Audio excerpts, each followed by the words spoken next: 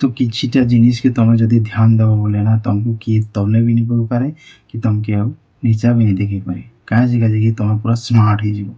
तो ई 3टा जिनिस के तुम टिके ध्यान दियो निजर लाइफ रे।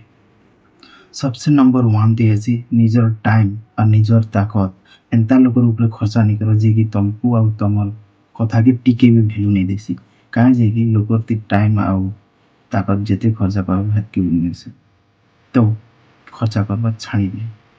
सेकेंड 2 नंबर थी होची चाहे जिते भी खराब परिस्थिति आउ कि जितकी भी बोझ आसु निजे पूरा शांति रहबार सिखो काहे थी लगी कि शांति रे ही भल डिसीजन और भल रास्ता भी तुम जई पारो। राग रे तो बस गलत गलत डिसीजन और गलत रास्ता जैसे तो हते लगी निजर दिमाग के शांति रे रखो।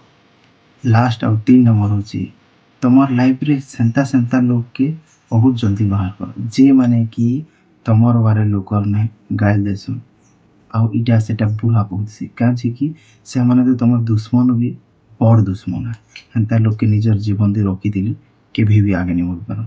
तो ई 3टा जिनिस के तुम जदि ध्यान देके चालो बोले बहुत स्मार्ट हो जीवो और आगे बढ़ी पारो।